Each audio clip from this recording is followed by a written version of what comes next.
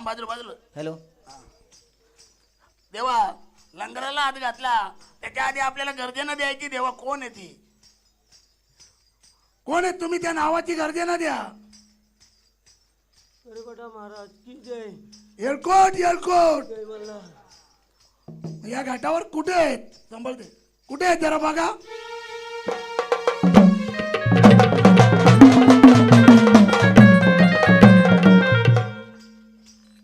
लक्षात असू द्या, देवीचा गट आणि देवाचा गट हे पहिले लक्षात घ्यायचा. कुठे आहे काय ते वाजवा आता.